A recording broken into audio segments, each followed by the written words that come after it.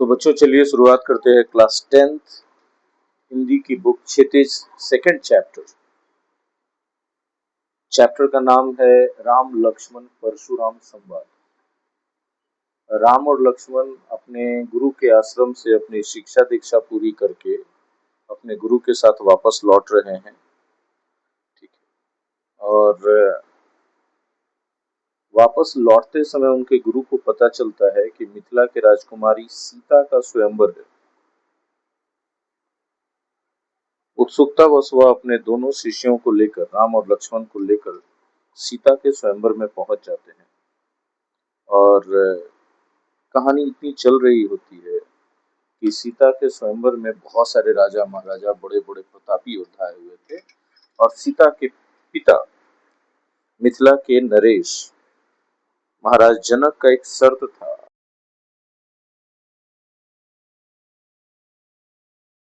में मिला हुआ शिव का धनुष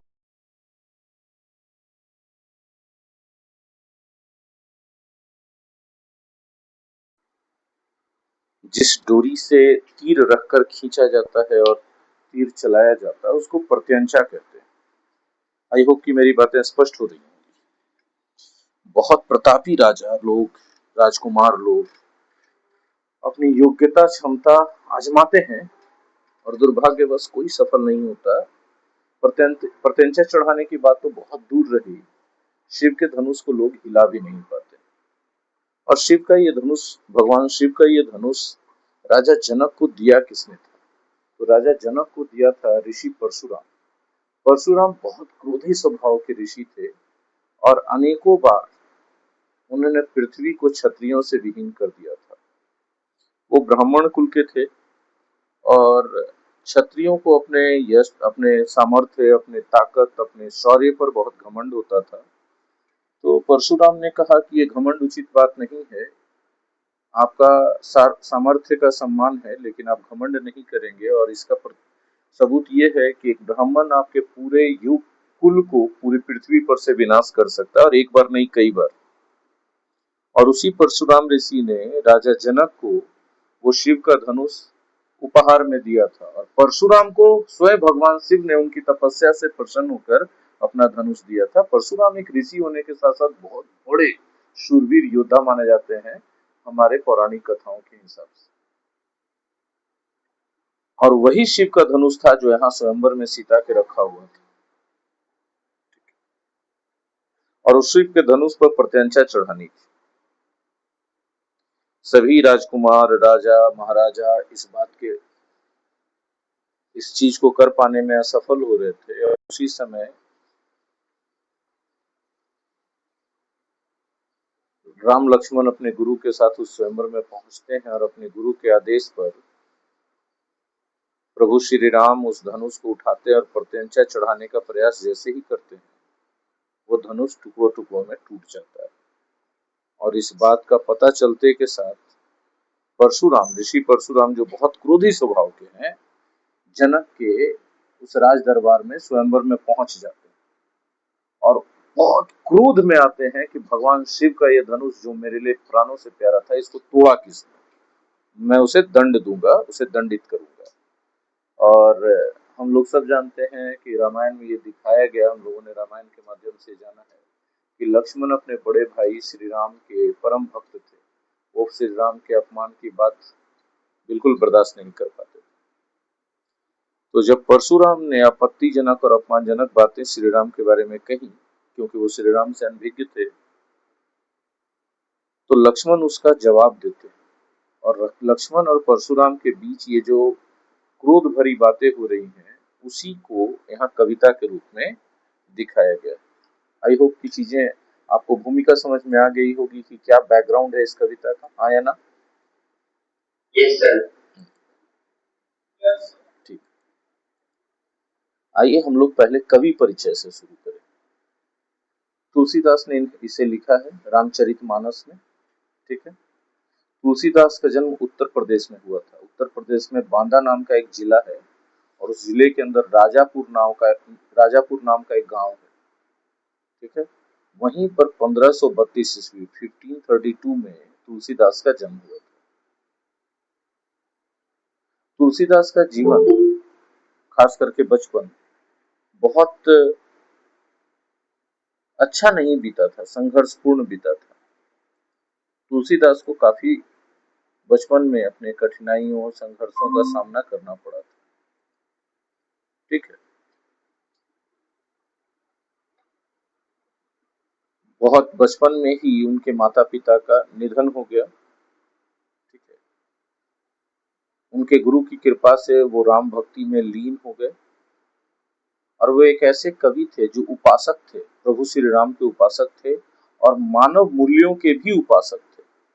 मानव मूल्यों का उपासक होने का मतलब मनुष्य के चरित्र में जो अच्छी बातें होनी चाहिए, उस बात के लिए वो दृढ़ प्रतिज्ञ थे, और वैसे ही पुरुषों और स्त्रियों को वो मानव होने योग्य मानते थे जिनके चरित्र में कुछ खास क्वालिटीज हो, जैसे दया, जैसे परमार्थ, जैसे करुणा, जैसे अपने जीवन साथी के प्रति वफादारी। इन सब चीजों को वो बहुत महत्व देते थे। अगर आधुनिक काल में देखा जाए तो राम भक्ति के मामले में तुलसी के बराबर कोई नहीं। तुलसीदास ने राम भक्ति में लीन होकर पूरे राम के जीवन की कथा लिख डाली, जो रामचरितमानस से के नाम से बहुत प्रसिद्ध है। इसके अलावा कवितावली, गीतावली, दोहावली और कृष्ण गीतावली, विनय पत्रिका उनकी प्रमुख रचनाएं। ये सब जितने भी सूचना आपको जानकारी दी जा रही है बच्चों, ये सब जानकारी आपके एग्जाम के लिए इम्पोर्टेंट है। अब हम लोग चलते हैं फर्स्ट स्टैंजा यानी फर्स्ट पैराग्राफ में। ठीक है, कविता के फर्स्ट पैराग्राफ में। नाथ शंभु धनु भंजनी हारा। अब वर्ड को समझिएगा। शंभु मतलब इस शंभु का अपभ्रंश है। शंभु कहा जाता है भगवान शिव को। मेरी बात समझ पा रहे हैं? नाथ शंभु धनु भंजनी हारा। कोई है केहू एक दास तुम्हारा। अभी लक्ष्मण जी का है बात। जब परशुराम को बहुत क्रोध में देखते हैं लक्ष्मण जी, तो बोलते हैं कि हे नाथ, शंभु यानी भगवान शिव के धनुष को, धनु मतलब धनुष, अब भंजन करना मतलब तोड़ना, अब भंजनिहारा मतलब तोड़ने वाला। भगवान शिव के धनुष को तोड़ने वाला कोई एक आपका दास ही होगा, और किसी में इतना कहां समर्थ हो सकता है। आप भगवान शिव का धनुष उनसे लेके आ सकते हैं, तो तोड़ने का समर्थ किसी अरे गरे में नहीं होगा, कोई आप ही का होगा। आयुषु का कही किन्ह मोही, सुनि रिसाई बोले मुनि को। आयुषु का कही किन्ह मोही, तो अब बोलिए क्या आ गया, हमसे कहिए। मतलब यहाँ पर लक्ष्मण बोल रहे हैं कि आपका जो शिव का जो धनुष तोड़ा गया है, कोई सामान्य आदमी नहीं तोड़ा होगा, आपका दास होगा। ये विनम्रता है कहने की, विनम्र तरीका है कहने का, वो आपके टक्कर का ही होगा। टूटिए गया था कहिए, जो आदेश है बोलिए, क्या करें, टूट गया तो टूट गया। ठीक है। सुनी रिसाई, सुनकर के गुस्सा हो गए, रिस गए। कौन रुस गया, रिस गए? मुनि बोले, मुनि को ही क्रोधित होकर बोलते हैं। अब मुनि क्या बोलते हैं देखिए अगला लाइन में।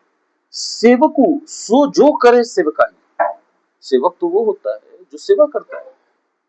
सेवकु सो जो करे सेवकाई। सेवकु वही होता है, सेवक वही होता है जो सेवा करता है। मेरी बात समझ पा रहे हो? ठीक है। अरि करनी करे करे लड़ाई। ठीक है। अरि करनी करी करई लड़ाई। ठीक है।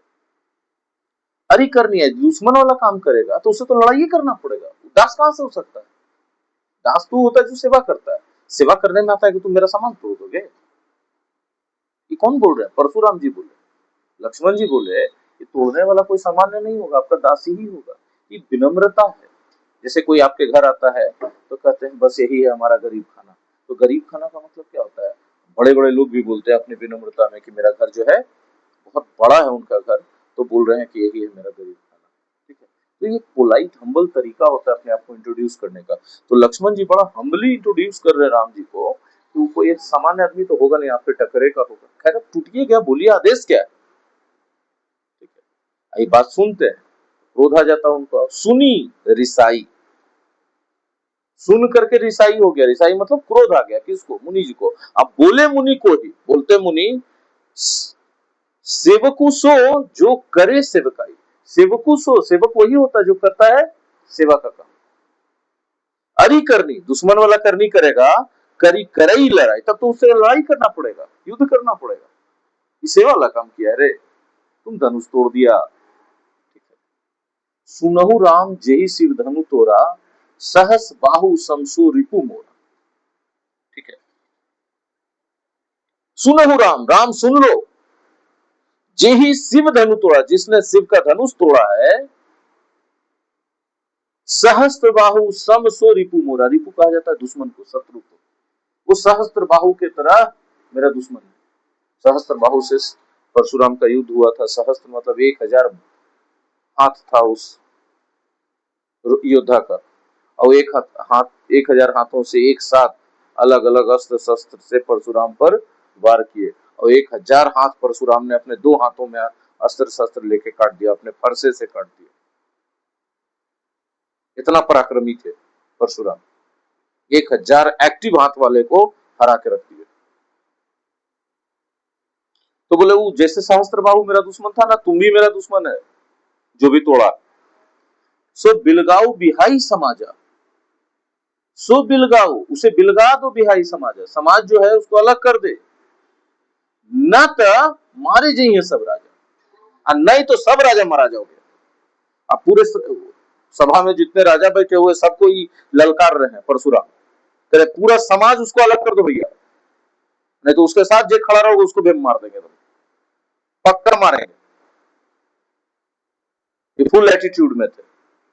सुनी मुनि वचन लखन मुस्काने, मुनि कई वचन सुने तो लखन जी मुस्काने लगे। क्या है रे, तोरा रे, औकात रे, ये वाला एटीट्यूड था इनका।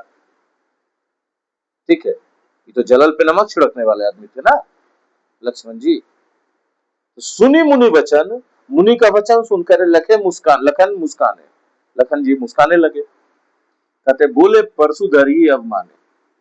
ठीक है, अब परशुधर ही मतलब परशु को धारण करने वाले। परशु को धारण करने वाले कौन थे? परशुराम।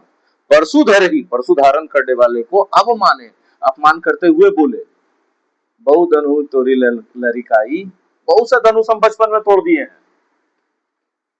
बहु धनु ही तोरी लड़काई, लड़काई में मतलब बचपना में बहुत सारे धनुष हम तोड़ दिए, तोरी मतलब तोड़ दिए। कबहू न सीरी इसके लिए कुसाई, इतना तो आप कभी कभी चिड़चिड़ाए नहीं जी, अभी क्या था इसमें जो आप इतना पिनक रहे हैं? नहीं समझे बात? अब ललकार दिए कौन? लक्ष्मण। किसको? परशुराम को। तो चिड़चिड़ चिड़चिड़ कर ही रहते, धनुष्वा उनका टूट गया। ठीक है, लक्ष्मण ऊपर से पिन मार दी। यही धनु पर ममता के ही हेतु, इस धनु पर इतना ममता का है यार आपको भाई, है कुछ ही था इसमें। ठीक है, सुनी रिसाई कह भृगु कुल केतु। ठीक है, कुल, भृगु कुल, भृगु वंश क्या, केतु मतलब उस वंश के, केतु ध्वजा को कहा जाता है। केतु राक्षस, राक्षस भी था, राहु केतु एक ही राक्षस था, मुंडी काट दिए थे, है ना, मोहिनी रूप लेकर के विष्णु भगवान। तो ऊपर वाला को राहु, मुंडी को राहु बोला गया, धड़ को केतु बोला गया। तो केतु भी होता है, अब केतु ध्वजा यानी झंडा को भी कहा जाता है, फ्लैग को कहा जाता है। ठीक है, तो फ्लैगशिप प्रोडक्ट आपने सुना होगा। फ्लैगशिप प्रोडक्ट किसी कंपनी का वो प्रोडक्ट होता है जो सबसे ज्यादा बिकता है, कंपनी उसको दिखा के अपना क्रेडिट बटोरती है कि इतना अच्छा प्रोडक्ट हम बनाते हैं। मेरा बात समझ पा रहे हैं? तो किसी वंश में कोई आदमी ऐसा हो जाए कि पूरा खानदान का नाम ऊपर लेके चला जाए, तो फ्लैगशिप हो गया, वो एक तरह का ध्वजा हो गया उसके, उस वंश का, खानदान का। तो सुनी दिशाई, सुन करके गुस्सा गए, और गुस्सा के कहे कौन? भृगु कुल केतु। भृगु कुल केतु कहते हैं भृगु वंश के, भृगु ब्राह्मणों का वंश है, भृगु वंश के ये जो ध्वजा थे परशुराम जी, वो कहते हैं, रे निर्पपालक, निर्प मतलब होता है राजा, और बालक मतलब होता है पुत्र। हे राजा का पुत्र, काल बस बोलत तो ही ना संभाल, तुम काल के बस में हो, इसलिए तुमको कुछ होश हवास नहीं कि तुम बक क्या रहे हो। नहीं होता, काल मनुष्य पर छाता है, पहले विवेक मर जाता है। तो तोरा विवेक मर गया रे लक्ष्मण ना। रे नृप बालक, रे राजा का बच्चा, काल बस तुम जो है मौत के बस में चल रहे हो, मौत तुमको ये सब बोलवा रहा है, इसीलिए बोलत ताही ना संभार, संभार के तो बोल नहीं रहे, तू संभल के नहीं बोल रहे हो, ये तुम्हारा गलती नहीं है, मौत सवार हो रहा है तेरे सिर पर, इसीलिए तो ना तुम्हारा मुंह खुल रहा। धनु ही सम त्रिपुरारी, धनु विदित सकल संसार, ठीक है, सकल संसार मतलब पूरे संसार में, विदित, विदित मतलब जिसको सब जानता है पूरे संसार में, तो संसार में विख्यात है, ठीक है। विदित वर्ड नहीं होता है, वर्ड होता है विदित, ठीक है, उसका तद्भव रूप है विदित, क्योंकि तुलसीदास बहुत पढ़े लिखे नहीं थे, वो भक्ति में लीन थे, उनको भाषा का जो अपभ्रंश आता था उसी तरह से वो लिख देते थे। यही बात कबीर के बारे में भी कहा गया। मेरी बात समझ पा रहे? तो कहता है सकल संसार, पूरे संसार में जो विदित धनु है त्रिपुरारी का, त्रिपुरारी मतलब शिव जी, त्रिपुरारी धनु, शिव जी का धनुष है, धनु ही सम, उसको तुम धनु ही के समान समझ रहे हो। धनु ही मतलब बांस के पट्टी से धनुष बनाता ना बच्चा लोग खेलने के लिए छोटा छोटा, तो धनु ही, तो तू धनु ही कहेगा उसको, धनु ही के समान कहेगा तू? शिव जी की त्रिपुरारी के इतना जो धनुष है शिव जी का, जो संसार भर में विख्यात है, तो उसको धनु ही कहेगा रे? ये सब कौन तुमसे बकवा रही से रे? मौत सवार है तोरा, नाच रहा है कुमुर की तरह। ये वाला पैराग्राफ का कॉन्वर्सेशन समझ में आया लक्ष्मण जी और उसके बीच का, परशुराम का?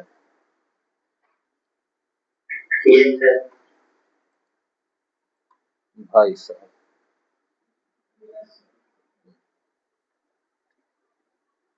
लखन कहाँ हंसी हमरे जाना, सुनहु देव सब धनुष समाना। हंस करके लक्ष्मण जी बोले कि जहां तक हमको जानकारी है, हमरे जाना मतलब जहां तक हमको जानकारी है, सुनहु देव, सुनिए प्रभु, सब धनुष समान है, सब तो एक ही तरह का होता है धनुष, क्या इसमें आप बोल रहे हैं? का क्षति लाभू जून धनु तोड़े, अगर एक धनु ऐसा तोड़ ही दिए तो इसमें क्या क्षति, क्या लॉस, क्या लाभ, इसमें लॉस ऑफ प्रॉफिट कौची आप बतिया रहे हैं भाई? धनुष ने को तोड़ दिए जी, हमरा लगी तो सब धनुष से समान है, हमको तो इतने जानकारी कि धनुष धनुष होता है, इसमें क्या बड़का बात है? देखा राम नयन के पूरे, ठीक है, छुअत टूट रघुपति न दोष, रघुपति न दोष। देखो राम के आंख से देखने का धोखा हो गया, कुछ समझ नहीं पाए, छूते के साथ टूट गया, इसमें रघुपति का कोई दोष नहीं है, कोई गलती नहीं है। रघुपति कौन? राम जी, ठीक है। मुनि बिनु काज करिए कत रोसु, मुनि बिनु काज करिए कत रोसु, अपना काम करिए ना, काहे के लिए इतना गुस्सा कर रहे हैं? किस कारण से इतना गुस्सा कर रहे हैं? कोई आपके पास कोई रीजन होगा तब ना भाई साहब, इतना जो चिड़चिड़ चिड़चिड़ आप किए हुए हैं, हमरे लिए तो सारा धनुष एक के समान है, हमको तो कुछ दिख नहीं रहा इसमें, ठीक है। बोले चितई परसू की ओरा, रे सठ सुनहि सुभाव न मोरा, परसू, परसू की तरफ आंख करके इशारा करके परशुराम बोले अरे मूर्ख, सठ मतलब मूर्ख, रे सठ सुनहि सुभाव न मोरा, तुमको मेरा स्वभाव नहीं पता चला है आज तक रे, किसी से तुम सुना नहीं है मेरे बारे में रे। बालकू बोलू बधाऊ नहीं तो ही, बालकू बोलू, बालक बोल करके, बालक समझ करके, बधाऊ नहीं तो ही, तुम्हारा वध नहीं कर रहे हैं, ठीक है। केवल मुनि जड़ जान ही मोह, ठीक है। तू सिर्फ मुझे किस रूप में देख रहा है? ऋषि मुनि के रूप में, नहीं समझते? कभी कभी आदमी बोलता है तुम हमको खाली दुकानदार है समझा ना बेटा, दुकान से निकलते तो बाप हम है, ऐसे बोलता है कि नहीं बोलता है? लड़ाई होता है, राइट। तथा केवल मुनि जड़ जान हो, तुम इतना मूर्ख है कि हमको सिर्फ मुनिया समझ रहा तू। बाल ब्रह्मचर्य अति कोई, बाल ब्रह्मचारी, मैं बाल ब्रह्मचारी हूँ, मतलब स्त्रियों के साथ मेरा कोई संबंध नहीं रहा, तो मेरा शौर्य, मेरा वीर्य शौर्य में बदल चुका है, तुम बेटा मेरे पैरेलल में नहीं आओगे। अति को ही मतलब क्रोधी, बहुत ज्यादा हम क्रोधी है। अब बाल ब्रह्मचारी है, तो बाल ब्रह्मचारी है तो मेरा ताकत अथाह है, तुम उसका अंदाजा नहीं लगा सकते हो। अब ताकत होने के साथ साथ क्रोध भी है मेरे अंदर, दुनू बतिया। ठीक है। विश्व विदित मतलब संसार भर में विख्यात है क्षत्रिय कुल द्रोही, कि हम क्षत्रिय कुल के द्रोही हैं, दुश्मन हैं, विनाश कर देते हैं, खत्म कर देते हैं, जड़ से उखाड़ देते हैं। कौन बोल रहा है सब बतिया? परशुराम। भुज बल भूमि भूप बिन्हु कोई। ठीक है। आप भुज बल मतलब अपने भुजाओं के बल से, भूमि भूप को बिन को नहीं, हम क्षत्रियों से राजाओं से, भूप मतलब होता राजा, भूमि भूप बिन को नहीं, हम कर दिए थे, बिना राजा विहीन करके रख दिए थे। किसको? पृथ्वी को। पृथ्वी पर एक को रजवे नहीं बचे थे, मार दिए कुल लेकर। तू हमारा ऋषि मुनि खाली समझ के रखा है, इतना बड़का तू मूर्ख है। कौन बोल रही से? कौन बोला? हाँ, किससे? हाँ, तथा सहस्त्र बाहु भुज छेदनी हारा, सहस्त्र बाहु के भुजाओं को हमने उखाड़ दिया। परसु बिलो की महीप कुमारा। ठीक है। महीप का मतलब होता है गर्भ में पलने वाले, कुमारा मतलब बच्चे। अब मेरा परसा तो ऐसा है ना कि गर्भ में पलने वाला बच्चा को भी मार देता है, उसको भी नहीं छोड़ता, इतना निर्दयी है मेरा परसा।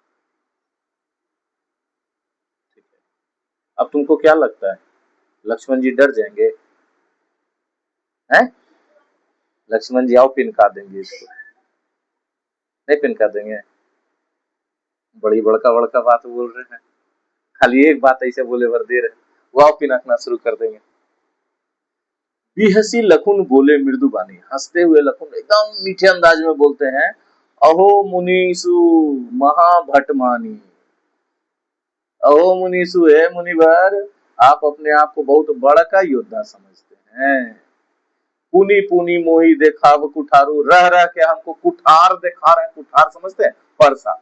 हमको दिखा रहे हैं जो ही चहत उड़ावन फूकी पहाड़ू, आप चाह रहे हैं, चाहत मतलब आप चाह रहे हैं कि उड़ा दीजिएगा फूक के पहाड़ को। हैं? बंदर गुड़की रे, सब किसी और के पास दिखाना। के बोले बतिया? लक्ष्मण जी। ठीक है। यहाँ कुंभड़तिया कोई ना हो। यहाँ कुम्हड़तिया, कुम्हड़तिया कहा जाता है जब देखते हैं परोर, कद्दू, कोहड़ा, ये सब का नया नया जो तनी तनी वो निकलता है पौधवा में, फुलवा में से तनी तनी को रहता है, तो बचपन में हम लोग कहा जाता था ऐसे उंगली से मत दिखाओ, ऐसे मुट्ठी से दिखाओ नहीं तो मर जाएगा। बचपन में आप लोग सुने कि नहीं सुने ये सब बात? नहीं सुने हैं आप लोग, शहरी है, मॉडर्न। तो यहाँ कुम्भड़ू बतिया कोई नहीं, यहाँ कुम्भड़ू के बतिया कोई नहीं जी, जो उंगली दिखावे से मर जाएगा। मतलब आप ही जो ठाई ठुई ठाई कर रहे हैं ना खड़ा होके, रस कोई डरे उरे वाला नहीं को महाराज। जे तर्जनी देखी, तर्जनी इस उंगली को कहते हैं, जो अंगूठा के बगल वाला उंगली है ना, जो क्या इसको सबसे बड़ी वाली उंगली के बगल में, इसको हिंदी में कनिष्ठा कहते हैं, नहीं तर्जनी कहते हैं, कनिष्ठा तो छोटी वाली को कहते हैं। ये तर्जनी उंगली दिखाने से मर जाएंगे, ऐसा कुंबड़ी बतिया हम लोग नहीं भाई। देखी कुठारू सरासन माना। ठीक है। मैं कछु कहा सही तभी माना। ठीक है। तथा देख कुठारू सरासर बाना, कुठार और धनुष बाण देख करके मैं कछु कहा सही तभी माना, कि ये सब देख करके ही हम कुछ बोले, अभिमान के साथ बोले। भृगुसुत समझू जनेऊ बिलो की, जब हम आपका जनेऊ देखे तो हम आपको भृगुसुत समझे, सुत मतलब बेटा, भृगु वंश का बेटा हम समझे आपको। ठीक है। जो कछु कहू सहसु रीस रोकी, जो कछु कहू सहसु रीस रोकी, आप जितना रीस मतलब होता है क्रोध, रोकी मतलब होता है रोकना। जो आप कुछ कह रहे हैं ना उसको हम सह जा रहे हैं, अपना क्रोध बर्दाश्त करके सह जा रहे हैं। मेरा बात समझे? हम आपका जब धनुष कुठार देखे तो हम भी बड़ा बड़ा बात बोले, लेकिन जब हम आपका जनेऊ देखे तब हमको समझ में आया कि आप भृगु खानदान के बेटा है, मतलब कोई ब्राह्मण के बेटा है। तो ब्राह्मण का जब बेटा कुछ बोलेगा तो क्षत्रिय का बेटा बर्दाश्त कर लेगा। हम क्रोध रोक के बर्दाश्त कर ले, क्या ब्राह्मण के बेटा है। क्षत्रिय हमेशा ब्राह्मण का इज्जत की हिस्सा, ठीक है। सूर महिसूर हरिजन अरुगाई, कहता है कि सूर मतलब भगवान, महिसूर ब्राह्मण, हरिजन मतलब जो विष्णु के भक्त हैं, अरुगाई और गाय, भगवान, ब्राह्मण, भगवान भक्त और गाय, हमरे कुल इन पर न सुराई, हमारे कुल पर इन पर हथियार नहीं चलाया जाता। हमारे कुल में इन पर हथियार नहीं चलाया जाता। किन पर? भगवान पर, भगवान के भक्त पर, ब्राह्मण पर और गाय पर हथियार नहीं उठाते हमारे कुल में कोई, ठीक है। बधे पापू अब कीर्ति हारे, अगर बध कर दे तो पाप लगेगा, हार गए तो यश खराब होगा, नाम बिगड़ेगा, इज्जत चला जाएगा। मेरी बात समझ पा रहे हैं? मारतो हूं पाप परी तुम्हारे, अगर हम तुमको मार भी दिए ना, मारता हूं पाप परी तुम्हारे, अगर आप हमको मारेंगे भी ना तो हम तुम्हारे पैर ही पड़ेंगे। पाप परी मतलब पैर पड़ेंगे तुम्हारे। मारता हूं, मारिएगा तो भी, परी पा मतलब पैर, परी पड़ेंगे तुम्हारे। कोटि कुलिस सम वचनु तुम्हारा, आपका जो वचन है ना ये एकदम इतना इतना कठोर है, इतना कठोर है कि कुलिस सम वचनु, कुलिस कहा जाता है कड़वा चीज को, कठोर चीज को। व्यर्थ धरहु धनु बांध कुठारा, अब बेकार में बाण और धनुष और कुठारा ले लें, आपका बतिये बड़ी कड़ा कड़ा है भाई, काहे इतना कड़ा कड़ा हथियार रख ले, बतिये से मारिए कुल्ले को, ठीक है। जो बिलो की अनुचित कहे क्षमहु महामुनि धीर, अगर हम कोई ऐसा अनुचित बात बोल दिए हैं तो हे धीर महामुनि, धीर का मतलब जो धैर्य रखता हो, पेशेंस रखता हो, पेशेंस था परशुराम में, फिर मजाक उड़ा रहे, टाउट कर रहे उस पर, ठीक है। तो क्षमा कीजिए हमको। सुनी सरोस भृगु वंश मणि बोले मेरा गंभीर, ठीक है। सुनी यह बात सुन करके सरोस भृगु वंश के समनी बोले गिरा गंभीर, एकदम गंभीर होके जो परशुराम जी है, भृगु वंश मणि, भृगु वंश मणि, मणि का मतलब ये वाला मणि, मणि बहुमूल्य चीज को कहा जाता है, तो भृगु वंश के बहुमूल्य थे ये, ठीक है। ऐसा कोई भृगु वंश में पैदा ना पहले हुआ था ना इनके बाद हुआ, इतना प्रतापी, ठीक है। भक्ति में भी उतने आगे और शक्ति में भी उतने आगे। नहीं कोई आदमी रहता है कि पढ़ल लिखल भी खूब है, नॉलेज भी खूब है, रोड पर उतरेगा तो मार भी उसी कर लेगा, वो संख्या में सही थे, वेद और सब कुछ का ज्ञाता, सब भगवान से एकदम डायरेक्ट कनेक्शन वाला बात। तब तो शिव जी अपना धनुष इसको इनको दे दिए खुश होकर के, तो सोचिए विद्वान कितना थे। आओ कितना बार क्षत्रिय लोगों को खत्म कर दिए, राजा से खत्म कर दिए, पृथ्वी पृथ्वी पर से सब राजा को, हमारे रोड पे उतर जाता है एकदम एक नंबर का फाइटर, लिखल है किताबों में, ठीक है। वीडियो रिकॉर्डिंग नहीं हुआ था, ये बात तो सही, आप कैसे पता चलेगा। जो बिलो की अनुचित कहूं क्षमहु महामुनि धीर, हे धीर धैर्य धारण करने वाले महामुनि, धैर्य धारण कुछ तो टाउंट कर रहा, एक को सेकंड का पेशेंस है परशुराम में, तुरंत तो पिनक जा रहे हैं, चिड़चिड़ा जा रहे हैं।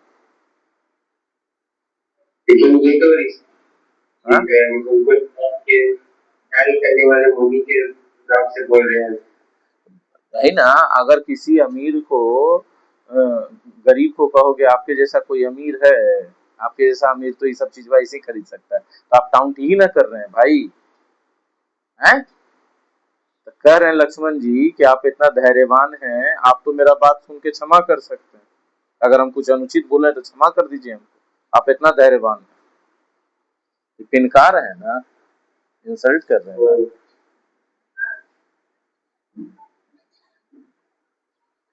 हाँ देखिए, हम मुनि जी का नाम भूल गए थे, विश्वामित्र। विश्वामित्र अपने आप में एक राजा थे, बहुत बड़े राजा थे। इतने बड़े राजा थे कि समझिए तीनों लोग पर विजय प्राप्त कर सकते थे, लेकिन इनको विरक्ति आ गया। तपस्या इतना घनघोर किए कि इंद्र को फिर डर लगने लगा कि तपस्या से तो मेरा सिंहासन ही छीन लेगा। तब अपनी मेनका और किसको अप्सरा लोग को भेजे कि जाओ इसका, विश्वामित्र का तपस्या भंग करो। अब विश्वामित्र अप्सरा लोग के चक्कर में आ गए, तपस्या भंग कर दी अपना। अप्सरा मतलब very beautiful ladies who are used to what should I say, बहकाने के लिए, ताकि कोई अपने रास्ते पर से भटक जाए। इंद्र के पास ऐसी ऐसी लड़कियां होती थी, ठीक है, जो इंद्र के दरबार में वो डांस वांस करती रहती थी, गाना वाना गाती थी इंद्र के मनोरंजन के लिए। इंद्र को लगा किसी से खतरा, हम युद्ध नहीं कर सकते, वो लड़की भेज दो, वो लड़की के चक्कर में पड़ जाएगा, वो आदमी भटक जाएगा अपने रास्ते से, फिर उसको हराना आसान हो जाएगा। इंद्र इतना छल कपट करते थे। तो वैसे ही एक लड़की यानी अप्सरा, निम्फ, NYMPH, निम्फ कहा जाता है इंग्लिश में अप्सरा को।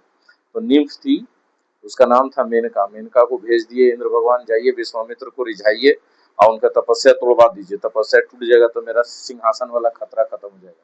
अब विश्वामित्र आगे चक्कर में ब्रह्म ऋषि बन गए थे विश्वामित्र। ब्रह्म ऋषि उसको कहा जाता है जो ब्रह्मा के समान सृष्टि की रचना कर सकता है, इतना पावर आ जाएगा। समझ रहे हैं बात? ये कहानी था भाई साहब।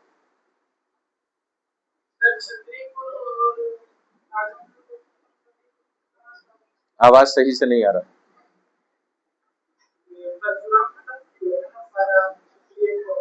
हाँ, ये सब बहुत सारे लॉजिकल सवाल है जिसका कोई जवाब नहीं है, बस पढ़ लीजिए। जब पूरा कूले खत्म कर दिए तो फिर आया कहाँ से, मेरे मन में भी सवाल था।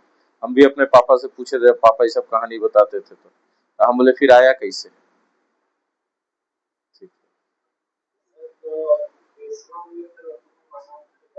विश्वामित्र क्षत्रिय थे, विश्वामित्र क्षत्रिय थे। वो अपना राजपाट छोड़ के तपस्या में लीन हो गए। जब राजा थे तो भी त्रिलोक जीतने वाले राजा थे, तपस्या किए तो भी इंद्र को डर लगा कि मेरा स्वर्ग हथिया लेगा।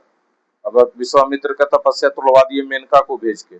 तो पर भी टूटते टूटते तक वो इतना प्राप्त कर लिए थे कि ब्रह्म ऋषि हो चुके थे। ब्रह्म ऋषि का मतलब होता है वैसा ऋषि जो ब्रह्मा के समान एक सृष्टि की रचना अपने तपस्या के दम पर कर सकता है। और वही थे राम लक्ष्मण के गुरु। ठीक है। अब परशुराम जी से लक्ष्मण तो दब नहीं रहे थे, तो देखते हैं कोई बेटा उठा नहीं दबता है किसी से। तो बाबूजी को बोलता है कि अरे बेटवा के संभाल ले रहे, मार दूंगी नहीं तो बुढ़ापा में रोते रह जी मत। ऐसे डराता है कि नहीं बाप को आदमी। तो परशुराम जी जो है विश्वामित्र जी को बोल रहे हैं, कौशिक सुनो। कौशिक मतलब विश्वामित्र, ठीक है। कौशिक नाम नहीं था, ऐसे कौशिक नाम था। क्या नहीं है बुक में? ये पैराग्राफ बुक में नहीं है जी, ये पैराग्राफ बुक में नहीं है जी। तब एक कौशिक नाम था विश्वामित्र का। बोलते हैं कौशिक सुनो, अरे कौशिक सुनो यार। मंद यहु बालकू, मंद बुद्धि है तुम्हारा ये बच्चा। कुटिल काल बस, कुटिल काल बस निज कुल घालकू। ये कुटिल बालक मृत्यु के वश में आके अपने कुल के लिए घातक बन रहा है, अपने कुल के लिए घातक बन रहा है। कुल का विनाश करवा देगा ये लड़का। तो न किसी को डराना रहता है, कुछ ज्यादा गड़बड़ करता है तो बापा से जाके बोलते हैं देख बेटवा जेबे कर, तू पूरा खानदानवा खत्म हो जी तो एक चक्कर में समझाओ नहीं रहे बुढ़ापा में की कर्मा मार दो तू कुल है के। तो ऐसे बोलता है कि नहीं बोलता है? तो परशुराम जी यही लोफरवा वाला भाषा बोल रहे। किसको डरा रहे थे? विश्वामित्र के जरिए उसे। भानु वंश राकेश कलंक। भानु वंश मतलब सूर्य वंश, भानु कहा जाता है सूर्य को। अब वंश जो है अपभ्रंश है इस वर्ड का, वंश, वंश मतलब खानदान, ठीक है। तो भानु वंश का राकेश कलंक, ठीक है। भानु वंश का यह राकेश कहा जाता है चंद्रमा को, ठीक है। तो भानु वंश के चंद्रमा में ये कलंक है, निपट निरंकुश अबूध असंकुल। यह निपट निरंकुश है, बिल्कुल निरंकुश है, उदंड है। निरंकुश का मतलब जो किसी का कहना नहीं मानता, और निरंकुश का स्पेलिंग ऐसे होता है।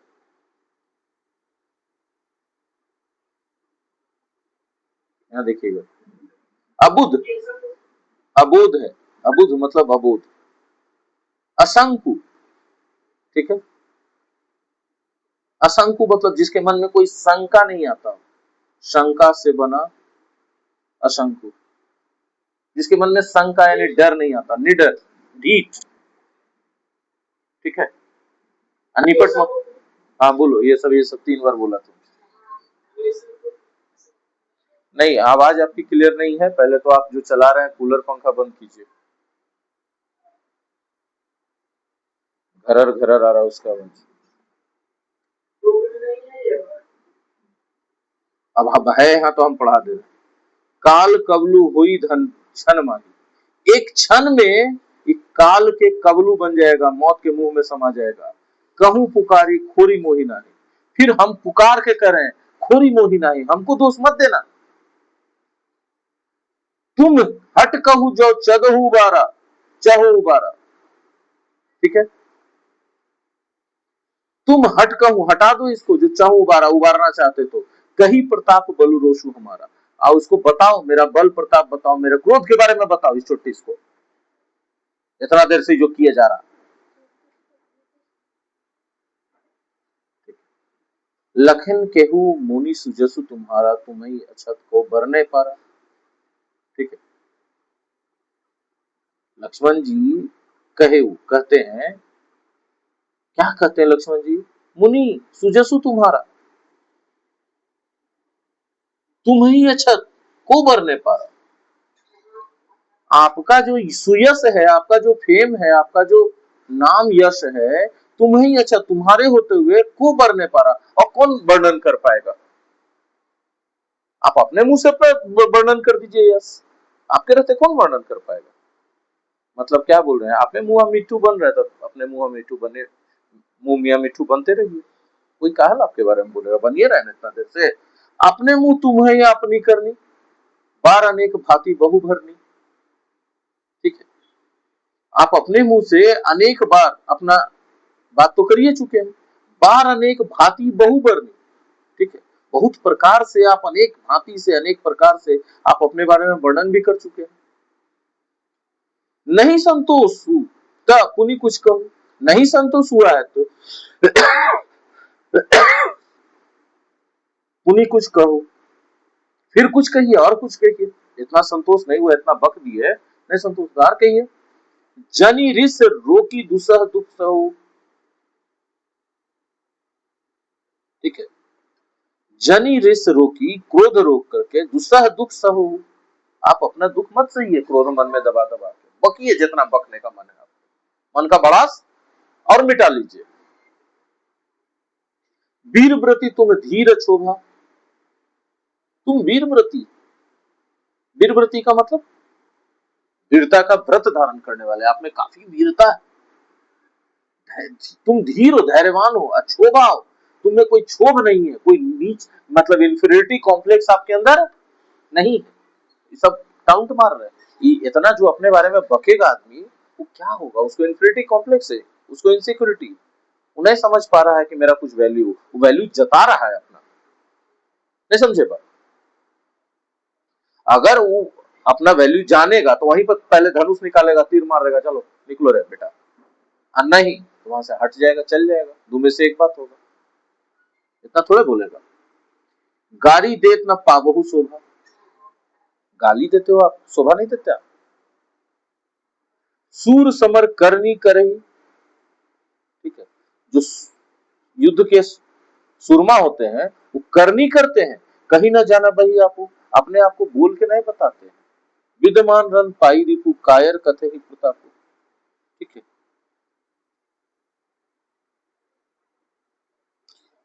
विद्यमान रन पाई रिपु, जहां पर रन, रन मतलब रणभूमि, ये है इसका सही वर्ड। रणभूमि का मतलब होता है युद्ध भूमि में विद्यमान है, उपस्थित है अगर दुश्मन, तो कायर ही अपने प्रताप का वर्णन करते हैं, और जो वीर होते हैं प्रताप का वर्णन नहीं करते दुश्मन के सामने, वीरता दिखाते हैं करके। मेरी बात समझ पा रहे? अरे हाँ या ना बोलो। ये वाला स्टैंजा है कि नहीं है? अगला स्टैंजा है कि नहीं है? तो छोड़ देते हैं इतना ही पर। ठीक है, तो ये था आपका जो है सो की रिकॉर्डिंग स्टॉप कर रहा है।